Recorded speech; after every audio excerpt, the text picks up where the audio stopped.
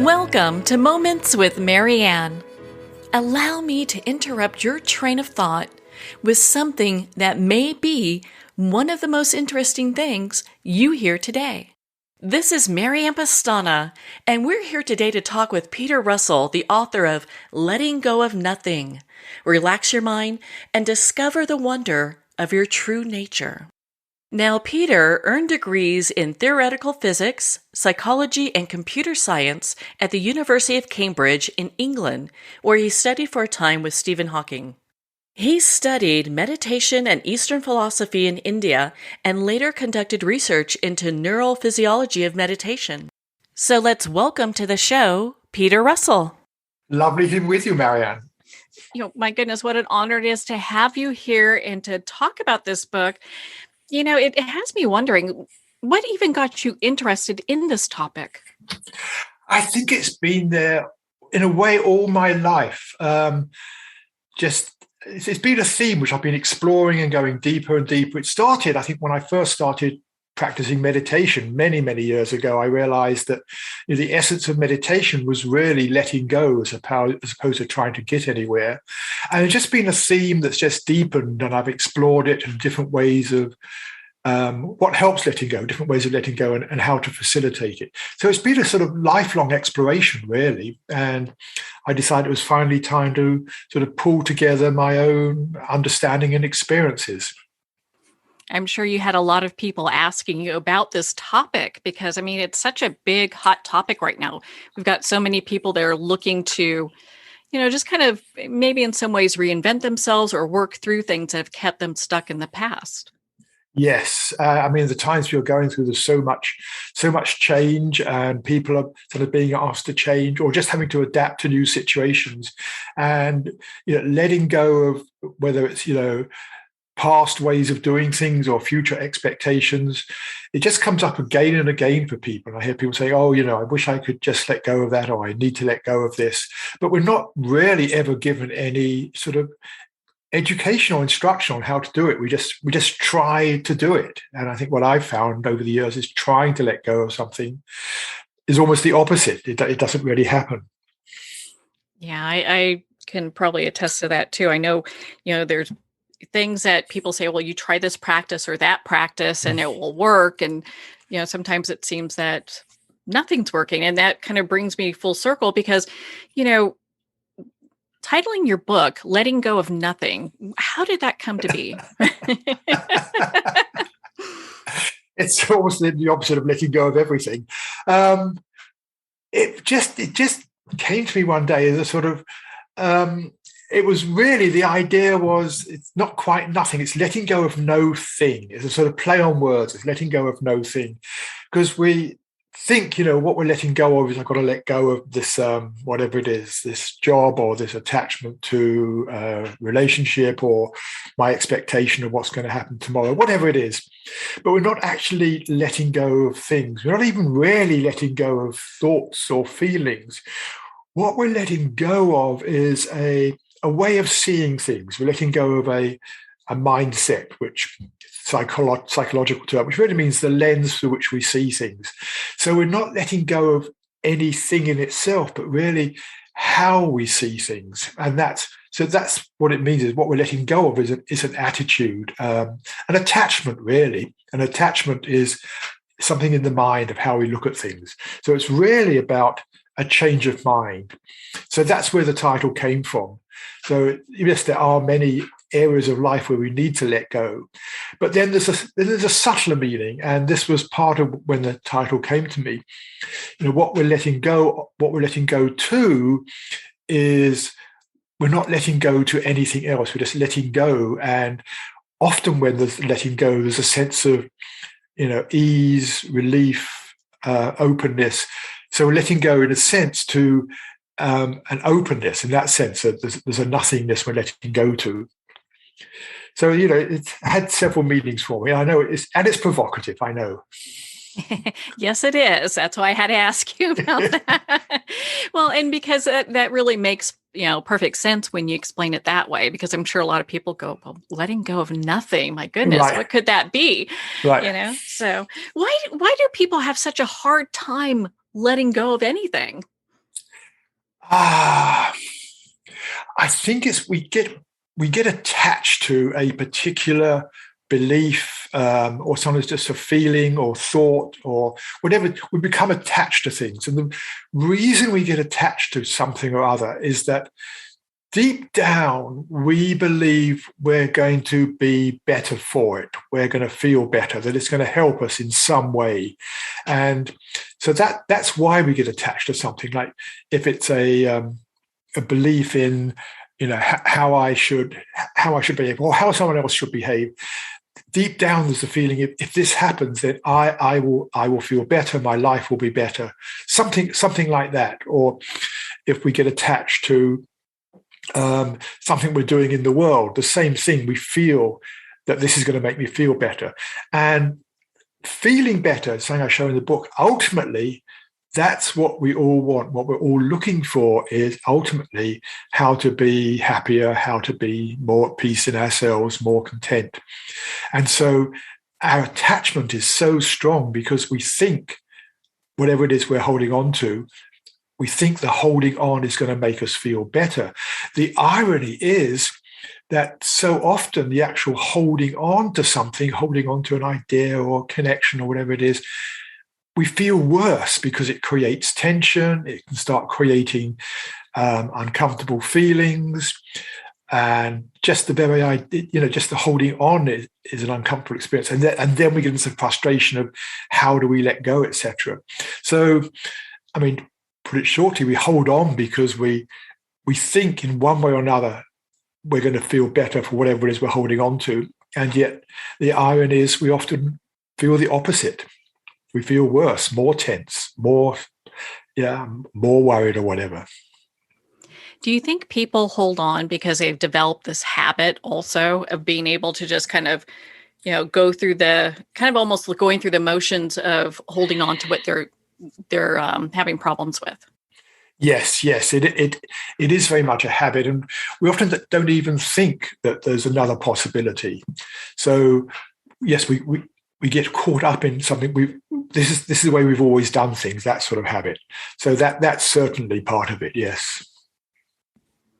So, what's the first step someone can take to kind of realizing that, hey, something's not working and I need to start letting things go? Right.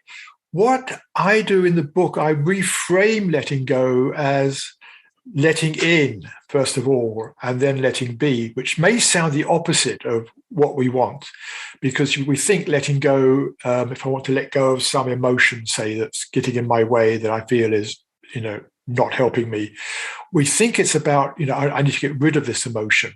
But that's why letting go often seems difficult, because, we try to push it away and it won't go away. So what I found in my own life is the first step is to actually do the opposite, to let it in. And so if there's some emotion, say you're feeling angry at somebody, that's something we can all relate to from time to time.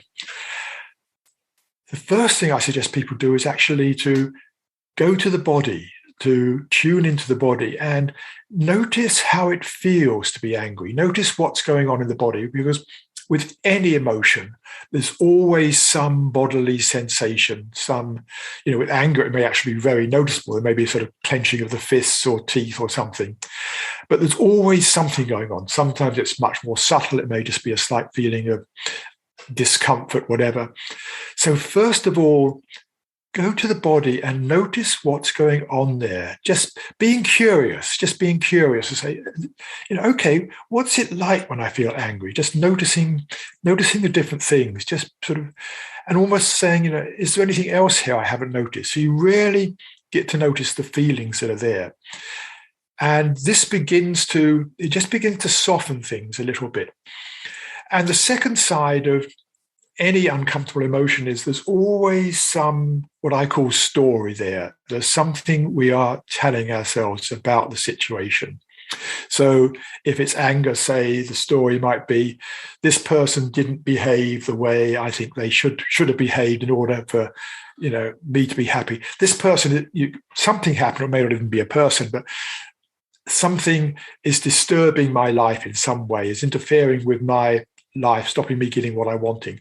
And so beginning to look at that story as well, letting that in, letting the story in, just seeing what you're telling yourself. And sometimes, you might even begin to see, well, yes, there's a truth to this, but also, there's another side to this story. And if there's another side to the story, you may begin to see, well, what was this person thinking? What were they feeling? What was going on with them? And if you begin to see another side to the story, it's this thing, you're taking another point of view. You're beginning to see things differently. And that again can lead to a softening of the emotion. And so this is the first step, just letting in the feelings that are there, letting in whatever you're telling yourself, and then not trying to change them. Not trying to get rid of the sensation in the body, or not trying to get rid of what you're telling yourself, but letting them be, just seeing them as they are. And what usually happens, most of the time I find what happens is it begins to soften. As you see it, it begins to soften and begins to dissolve. It may not go away completely, but it begins to decrease and doesn't control you so much. And then maybe you can begin to see what's going on, see what you need to do. So that's the basic thing that I suggest to people is, don't think of letting go as trying to get rid of something. That may be the intention in the end, that you no longer are caught up in this feeling, but rather than going straight at it, just straight at the task, do the opposite. Just stop, relax a bit, and just explore what's going on. And there's a line from Jung, which I really like, Carl Jung. He said, what you resist persists. And I think the more we keep stuff out of our mind, the more we block it. We may block the anger because we feel, if I really let this in, I'm going to start hitting people. But actually, if you're just on your own, you just begin to let it in and stop resisting it, you'll find it doesn't persist so much. It begins to soften and dissolve. Well, and how amazing is that? Because, it seems like we're also going through this kind of, pandemic of people being super anxious, Yes. And so that's something that, you could kind of feel when you go out sometimes. Right. Oh, yes. Definitely. So, the thing here is to feel it in yourself. Again, with, anxiety around, whatever aspect of the pandemic it is again, be curious as to what's going on in the body, just noticing the different sensations that are there. And also, there's obviously a story behind it. You're telling yourself something that's making you feel anxious, and just, looking at that and letting that in. Because a lot of this goes on, not quite in the unconscious, but sort of on the edge of our consciousness. So what we're doing is allowing it more into our consciousness, seeing it for what it is. What happens when we try to shift perspective, where we try to find another way of seeing things, we try to shift our perspective. And what I feel is we each have an inner wisdom, a different way of seeing things deep inside us, but we get so caught up in a particular way of seeing that other ways of seeing can't shine through. And what I found useful in my life is just to ask myself in a very innocent way, just to inquire, could there be, perhaps, who knows, be another way of seeing this situation? Not trying to, but just opening the door and seeing what your deeper knowing presents to you. There's an example. This was years ago when I was first exploring this sort of practice. I was having a difficult situation with my partner at the time. We've just been, one of those things that occurs, we just, for a couple of days, we've been not getting on so well, a little issue. And, I tried letting go of it, and it was still there. And it was irritating me and her, I know. And then I was just sitting there, and I just tried this. It was one of the first times I tried it, really. I just said, okay, let me just ask, is there another way of seeing this situation? Just maybe, who knows, is there another way of seeing this situation? And it was amazing. It was like almost instantly, a second or two, everything shifted. And another way, I suddenly saw the whole thing through a completely different lens, through a completely different way of seeing it. And I began to see here was another human being navigating her way through life with her own needs and background and having to deal with me and all my stuff. And it was instantly love returned. And I just saw, we'd been out of love for a couple of days and love returned. I had compassion for her. And I felt at ease again. It's like, there was a sense of relief and a sense of almost obviousness to it. Of course, that's true. Why hadn't I seen that before? And the reason I hadn't seen it before was I was so caught up in my own particular way of seeing things and what she had to do to change, why she was wrong, what she had to do to change. I was so caught up in that, attached to that belief and idea, that this other way of seeing things just couldn't shine through. And, it's a way of seeing things. When I say it, I'm sure, most people would say, well, of course, yes, here's another human being. Let me have more compassion for her. But I was so caught up in it, I couldn't do it. So the answer to your question really is we need to turn within and just ask ourselves in this very open way, not trying to find an answer, not trying to find another way of seeing things. Just could there perhaps that sort of attitude possibly be another way of looking at this? And sometimes something shifts, sometimes it doesn't. But I feel it's always worth asking. And with it, nearly always what comes is a more loving, compassionate, peaceful way of being with the situation. And so those are the feelings that are on the other side of letting go? Yes. I think when we let go, there's nearly always feelings of that nature, feelings of being more at ease, a feeling of relief, relaxation sometimes, or a lightness of being. We don't feel so heavy in our minds, in our emotions. A lightness of being. Sometimes it may even be as strong as a joy or something like that. But generally, what we feel when we let go is the sort of feelings we're looking for the whole time. Just we feel better for it, basically. And as I said earlier, what we're holding on for is to try and feel that. And yet when we let go, we have that begins to come almost immediately, those feelings. So yes, those are the sorts of feelings that really associated with letting go. Do you feel it's part of human nature that we develop these stories around events that happen just so they make sense to us? Oh, yes. I think we're meaning-making animals. That's part of what actually makes us, part of our humanness. Our culture is we want to understand things, and so that's really good. But then also we make up stories about things, and then they may be true, they may not be true. But then when we get a story, we like to believe that our story is the right one, and that's partly because, when we make up our stories about things, what's going on in the world, in one way or another, they're stories that are related to our safety, our survival, trying to, help us get through the world and, be safe.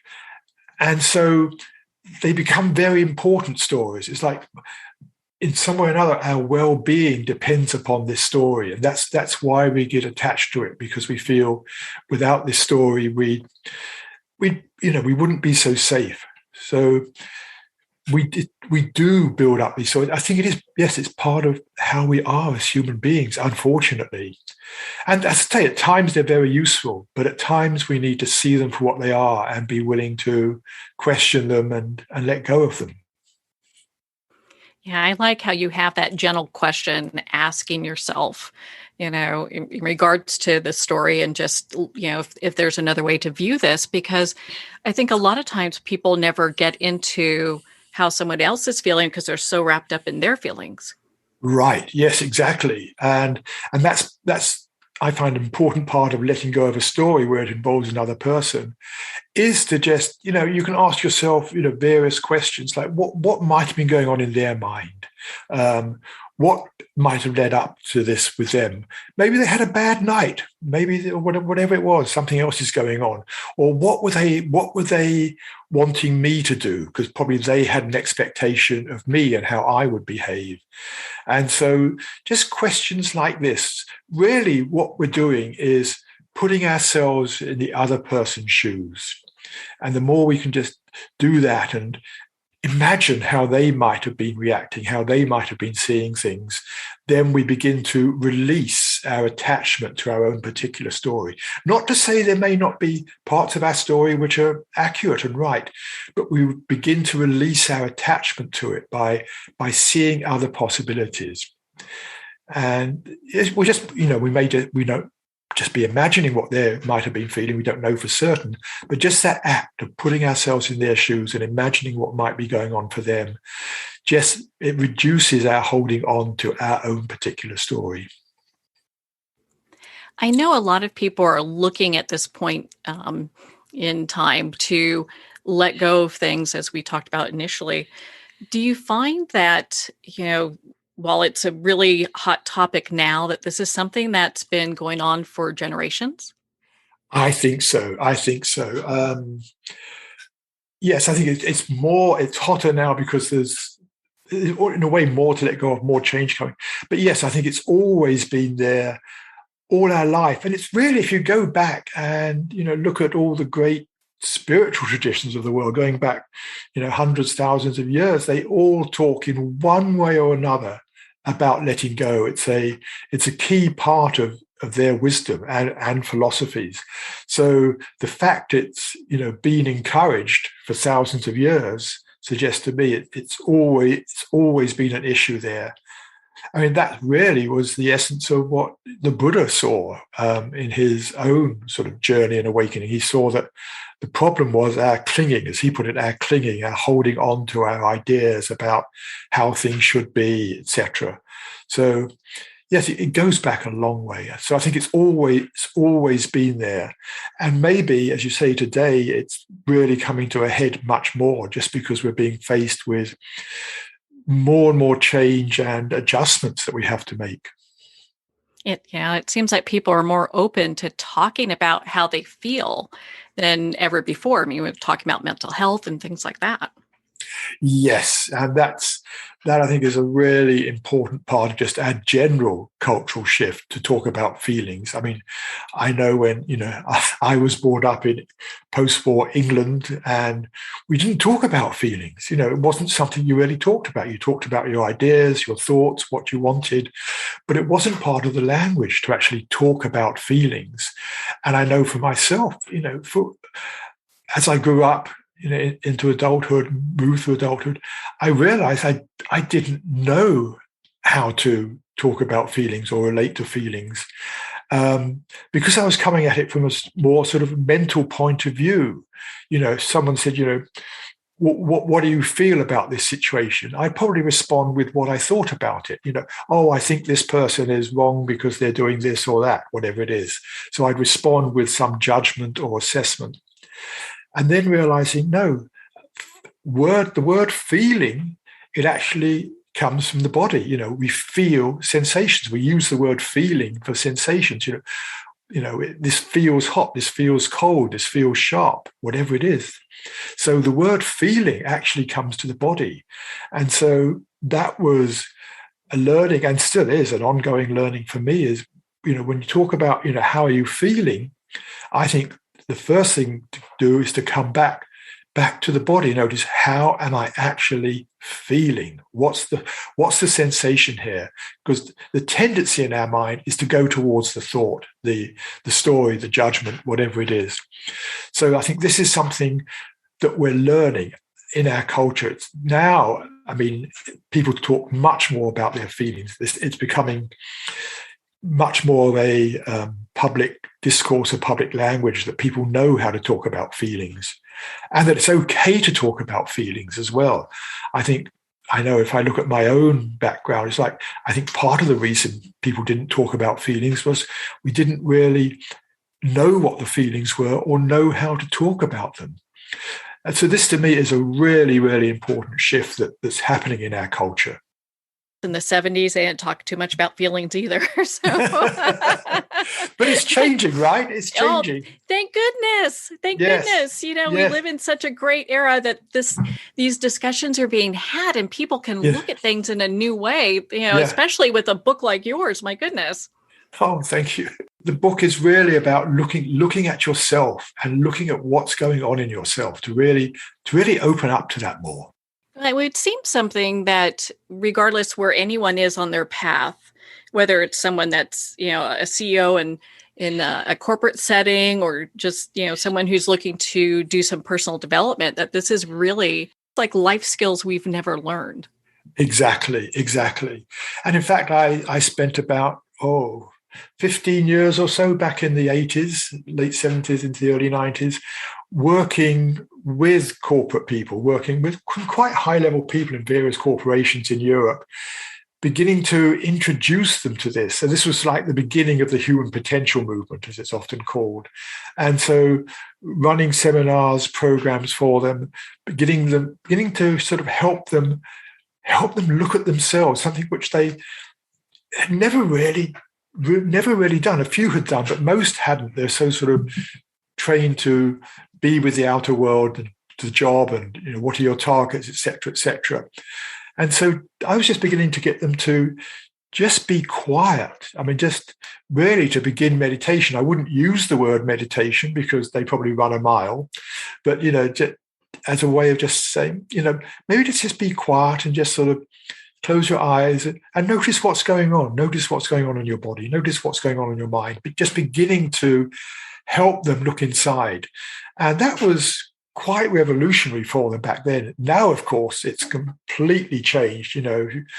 Where I am in the Bay Area, you've got, Google and people running courses on this and teaching it to all their people, employees, and teaching it to other corporations. It's now becoming mainstream.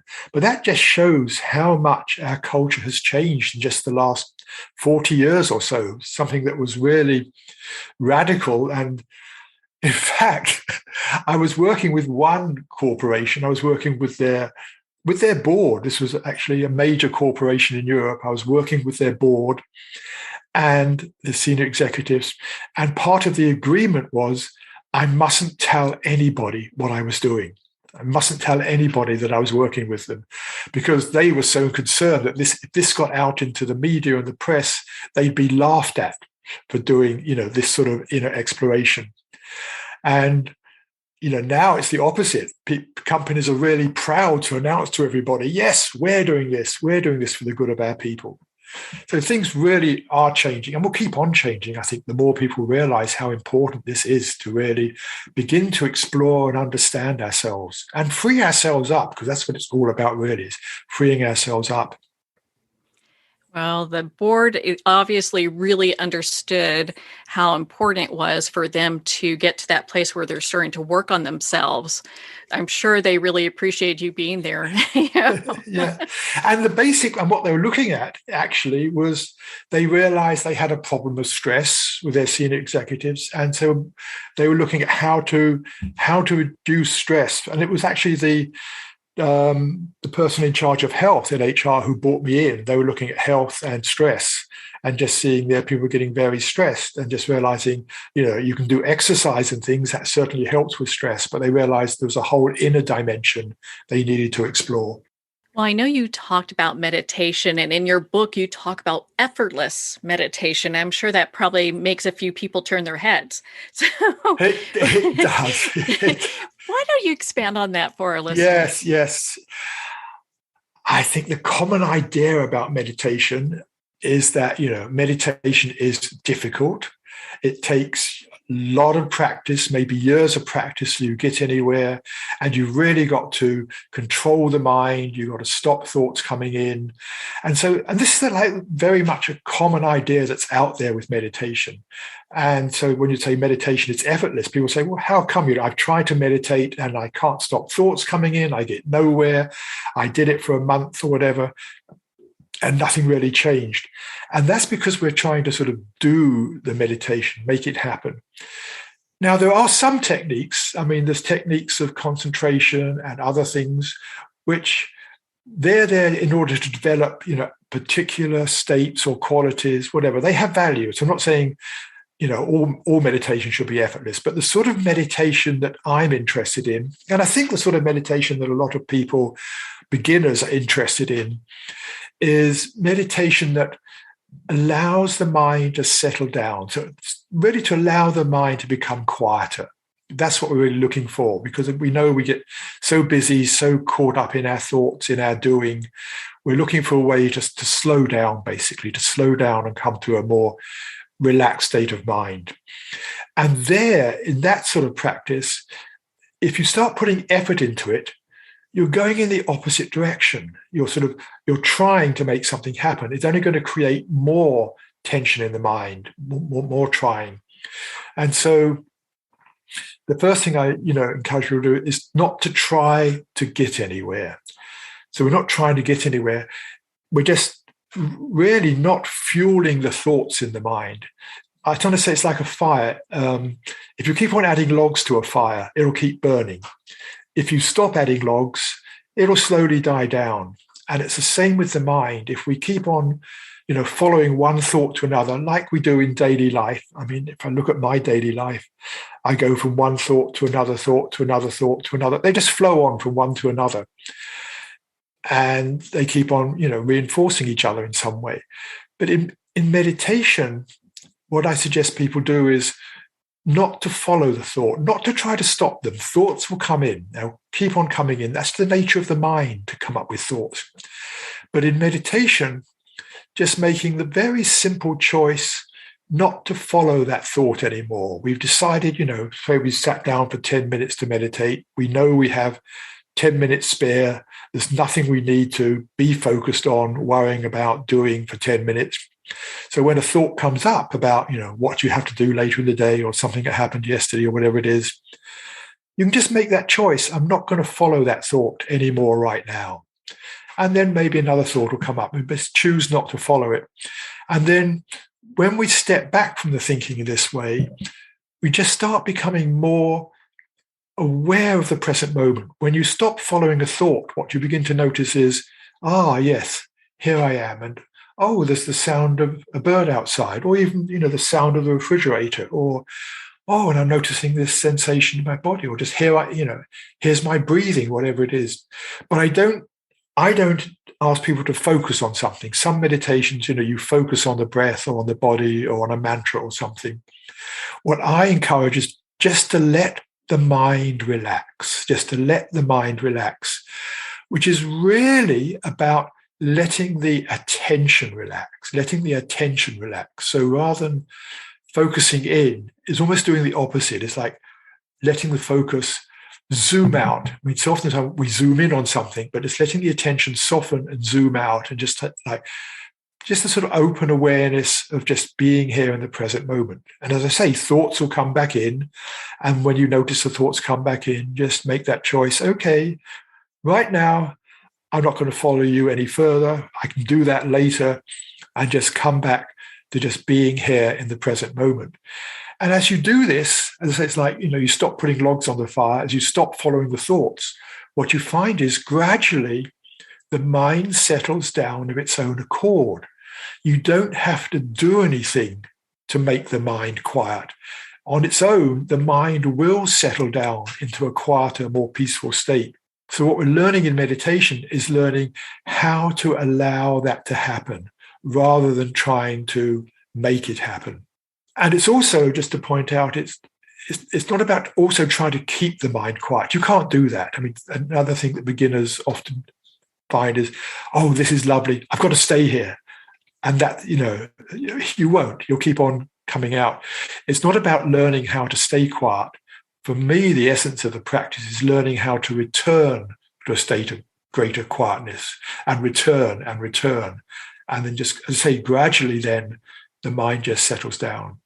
So that's the sort of beginner's practice that I encourage people to do. Very, very simple, but catching any effort. And if you notice yourself trying or wanting something, just seeing that as another thought, and just, letting it go. If you find yourself trying, just letting the trying go, just letting the mind relax again. So it's really all about just allowing the mind to relax, not trying to make it relax, but allowing it to relax. I don't know if that makes sense. It's It does. it's a different approach from what most people think, but I find it's much more effective when I, lead people in that. Very often, the very first session, they get it. It's like, yes, I see what you're saying. Yes, this does feel better. This does feel easier. And that's what we're looking for in meditation, just how to feel more quiet and at ease in ourselves and less tense and less wound up about things.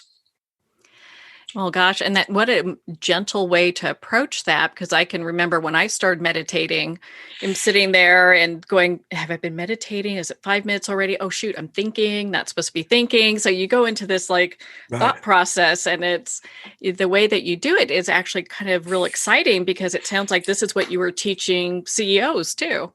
Yes. Yeah, it's changed, obviously, just as I've learned, better ways of teaching, but that's the essence of what I was teaching them. Definitely, just how to let the mind relax. But as you said, we think, I've gone wrong because I've got a thought coming in. But just say, no, thoughts will come in. You ask a really experienced meditator, do you ever have thoughts? Ask the Dalai Lama, do you ever have thoughts in meditation? Say, yes, but I don't let them bother me. I don't get caught up in them. I don't hold on to them. They come in and then they go out. They're like, I think the analogy that's often used is like clouds passing by in the sky.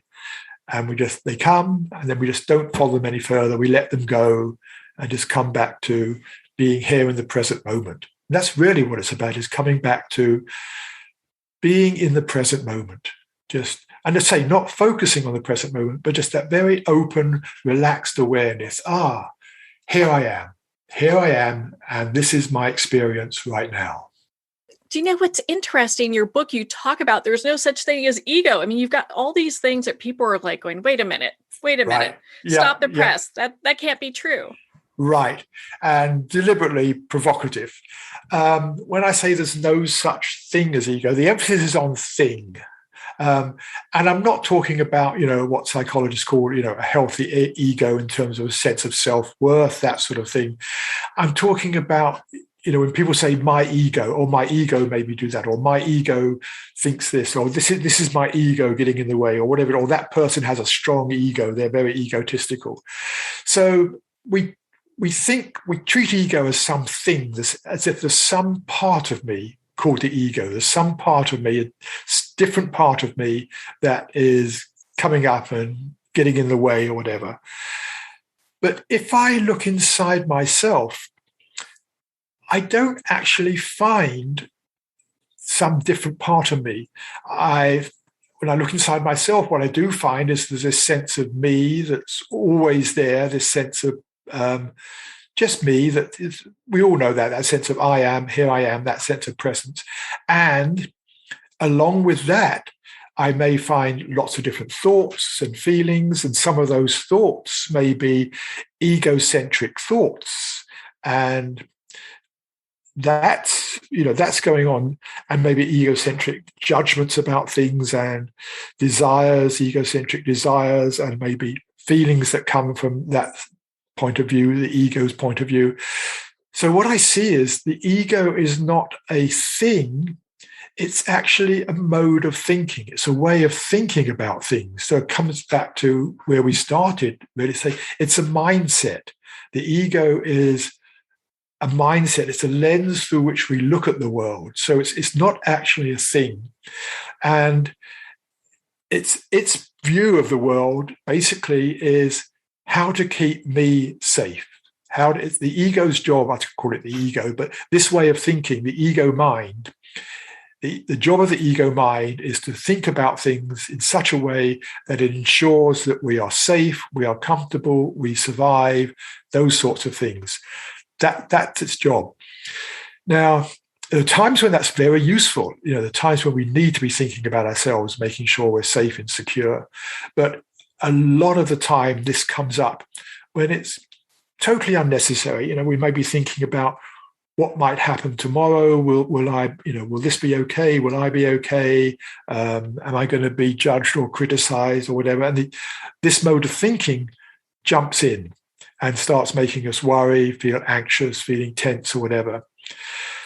And letting go, so when we come to letting go of ego, it's not about getting rid of something. Again, if, people often say, oh, I've got to, get rid of my ego, let go of my ego, or transcend my ego, or beat it, or whatever. If we don't see it as some other part of me to be beaten or conquered or whatever, but if we just see it as a way of thinking that we get caught in, then it's much easier. We can just choose to step out of it. When I notice myself getting caught up in some particular egoic thought pattern or something, when I recognize that, I can just choose to pause it. Like in meditation, I can just choose to say, okay, right now, I'm not going to follow you anymore because I can see this is going to just lead me into more worry, whatever it is. I can just choose not to follow it. So letting go of ego starts becoming an ongoing practice in the day that we can do repeatedly. We can let go of ego here, we can let go of it there, rather than something we work on for years and years and finally come to some state where we're completely beyond ego. I mean, that can happen. But we can just step out of the ego and be a little bit beyond ego many times a day. So that to me is, the real reason for saying there's no such thing as ego, partly to see that, there isn't actually a part of me. There's no inner entity that's a separate entity called ego. It's just a way of thinking. But also, when we approach it that way, then the whole task of letting go of ego becomes an ongoing practice rather than some sort of far off goal. Yeah, because I know you have, but I know I've often heard people talk about their ego in a way that's like, okay, we got to get rid of this. Yeah. As opposed to maybe it's something that's helping them on their journey and something that they can control. Absolutely. It's actually an ally. People think of the ego as an enemy. It's an enemy. I've got to get rid of it. It's getting in my way. It's actually an ally. It's there to help us. It's there to help us get through life. It's just that a lot of the time it's not necessary and isn't really helping us. And so seeing it this way, we can just see that when it comes in, when that voice comes in, telling us, got to do this, got to do that, and we can see it's not really necessary at this time, then we can just make that choice not to follow it, just to leave it behind. But it's there to try and help us. But most of the time, it's actually doing the opposite. I can understand that. I know in your book you talk about forgiveness. How does this dovetail with, being able to let go? Yeah.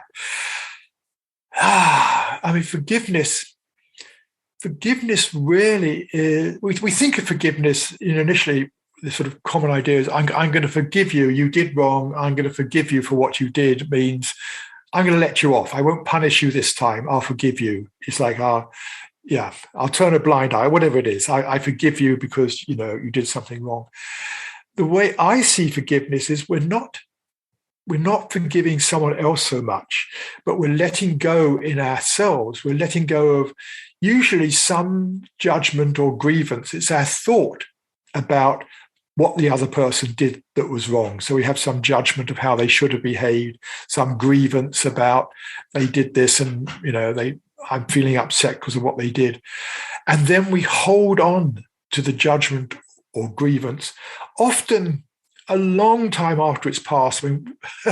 Sadly, we human beings are very good at holding on to some grievance.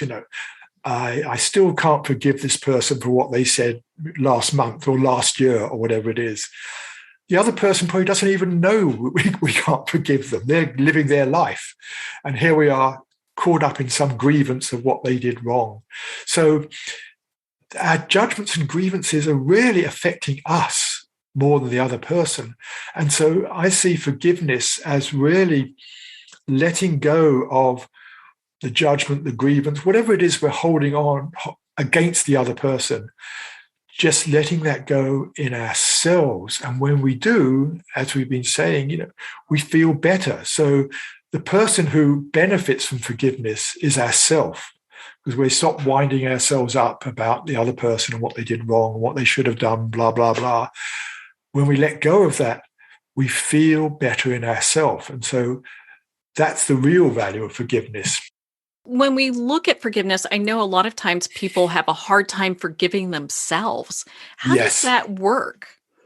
I think, yes, the same thing applies here. When we're forgiving someone else, we're sort of letting go of the judgments about them. But forgiving ourselves is, letting go of whatever it is we're telling ourselves that we should have done better or could have done, something like that. There's usually something there that we didn't do things right, I could have done better, something of that nature.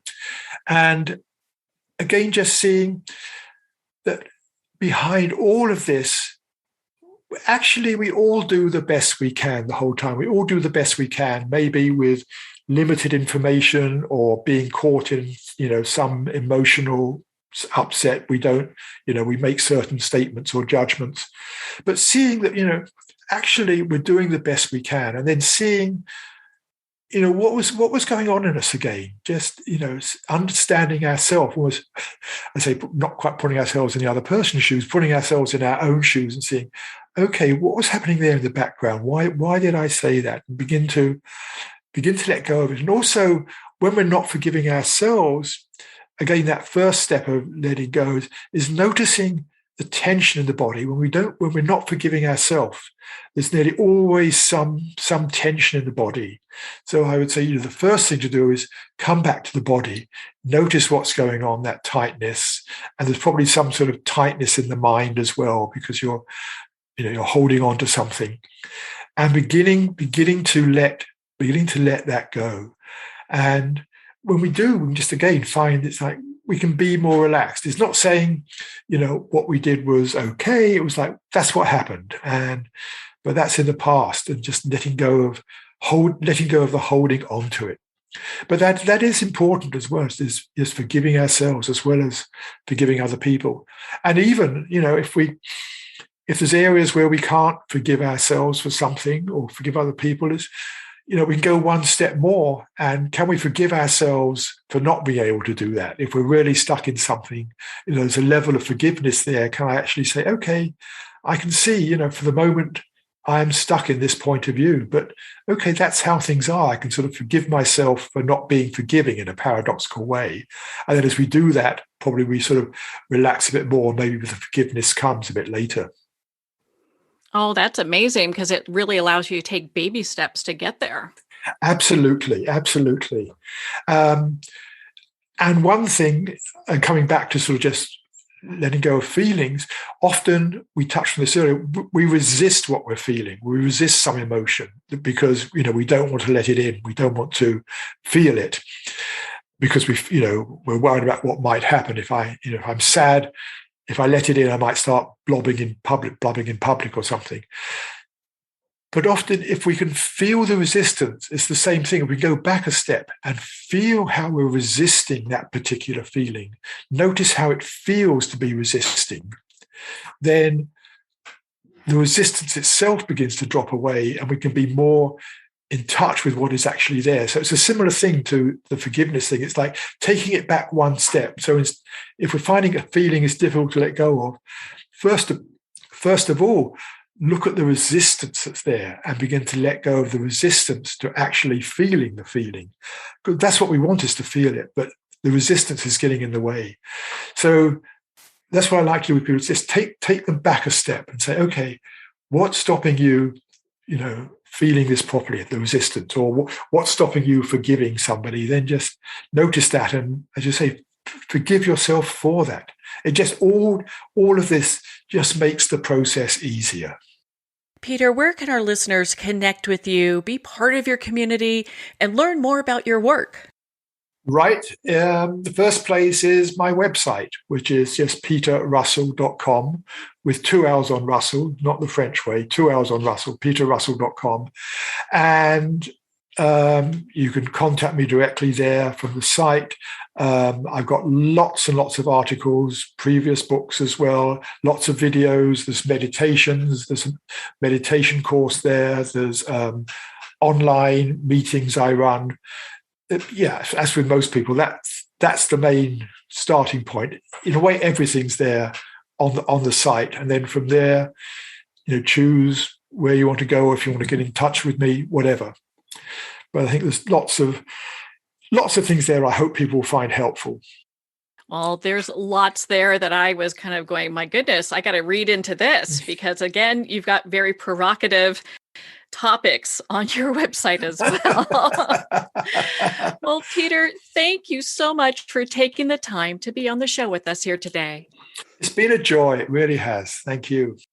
Well, thank you, Peter. It has been such an honor to spend this time with you and to talk about your new book, Letting Go of Nothing. Relax your mind and discover the wonder of your true nature. Letting Go of Nothing's available to Amazon, Barnes & Noble, and all indie retailers. And again, support our indie bookstores. Well, we're at the end of our time today. I'd like to thank everyone for tuning in. You've been listening to Moments with Marianne, where we make every moment count.